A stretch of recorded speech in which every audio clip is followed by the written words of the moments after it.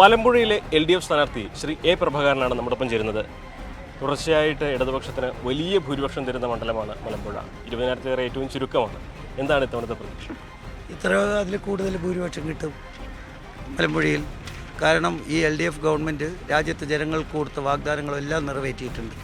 വികസന രംഗത്ത് വിസ്മയകരമായ മുന്നേറ്റം ഉണ്ടായിട്ടുണ്ട്. അത് പുതുപ്പരിയാരം പഞ്ചായത്തിലുണ്ടായിട്ടുണ്ട്, മലമ്പുഴ മണ്ഡലത്തിലൊക്കെ ഉണ്ടായിട്ടുണ്ട്. ഒരിക്കലും നടക്കില്ലെന്ന് കരുതിയ ഒട്ടനവധി വികസന പ്രവർത്തനങ്ങൾ തുടക്കം കുറിക്കാൻ കഴിഞ്ഞു. ചിലത് പൂർത്തിയാക്കി, ചിലത് ആരംഭിച്ചിട്ടുണ്ട്.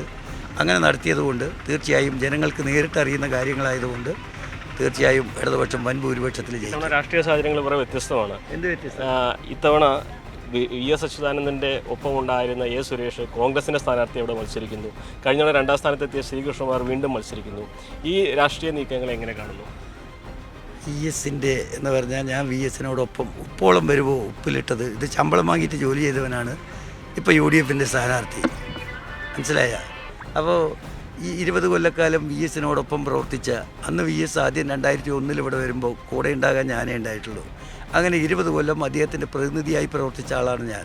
അദ്ദേഹം ശമ്പളം വാങ്ങിയിട്ട് ജോലി ചെയ്ത് VSന് തന്നെ ദഹിക്കാത്തതുകൊണ്ട് പുറത്താക്കിയിട്ടുള്ള ഒരാളിനെ നിങ്ങൾ VSൻ്റെ പ്രതിപുരുഷൻ എന്നൊക്കെ പറഞ്ഞാൽ അത് രാജ്യത്തെ ജനങ്ങളെ കൂടി അപമാനിക്കുകയല്ല. എങ്ങനെയാണ് ഈ ഒരു മത്സരത്തെ കാണുന്നത്? അദ്ദേഹം ഏതെങ്കിലും തരത്തിൽ സ്വാധീനം ഉണ്ടാക്കും മണ്ഡലത്തിൽ? ഒരു സ്വാധീനം ഉണ്ടാക്കില്ലെന്ന് മാത്രം വോട്ട് വെക്കാണ്ടിരുന്നാൽ മതി. ഒരു നേർച്ച കോഴിയെ പോലെ മുമ്പിൽ നിർത്തിയിട്ട് ദുർബലൻ. എന്തേ, കോൺഗ്രസ് നാട്ടിൽ പ്രവർത്തിക്കുന്ന ഒരു പാർട്ടിയല്ലേ? അവരുടെ പ്രവർത്തകന്മാർ ഈ മണ്ഡലത്തിലില്ലേ? അവരെ ആരെങ്കിലും സ്ഥാനാർത്ഥിയായിക്കൂടെ? എന്തപ്പോൾ ഇവനെ പിടിച്ച് നിർത്താൻ എന്താ കാരണം? അപ്പോൾ ഇദ്ദേഹം തോറ്റാൽ, സുരേഷ് തോറ്റാൽ അവർക്കൊരു പ്രശ്നവുമില്ല. ഡീല് അതിന് ഡീലായിട്ടാണ് നിങ്ങൾ കണക്കാക്കണമെങ്കിൽ ഡീലായിട്ട് പറഞ്ഞോളെ.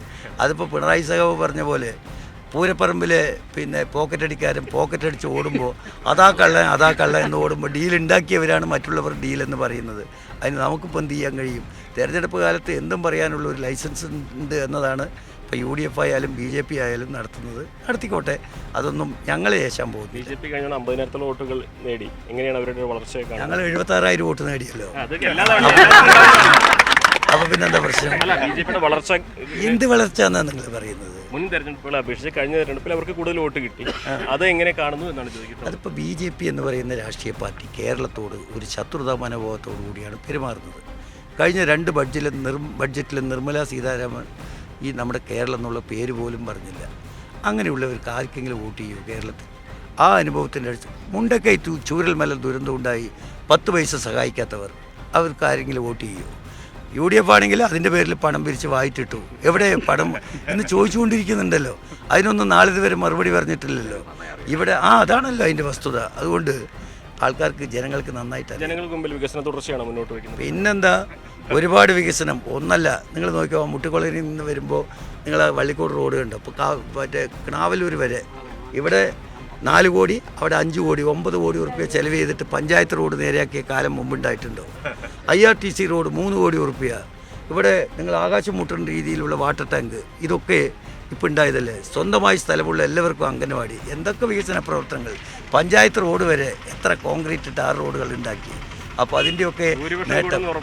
എന്താ സംശയം? ഉറപ്പായിക്കോട്ടെ, ചോദ്യം മതിയായി. വികസന തുടർച്ച മുൻനിർത്തിയാണ് പ്രചാരണം. അതുകൊണ്ട് തന്നെ വലിയ ഭൂരിപക്ഷം പ്രതീക്ഷിക്കുന്നു എന്ന് അദ്ദേഹം പറഞ്ഞു നിർത്തും. അഖിലോട്ട് പറയൊപ്പം CV അനുമോദ്, News 18. കൂടുതൽ വാർത്തകൾക്ക് News 18 Keralam YouTube channel subscribe ചെയ്യുക.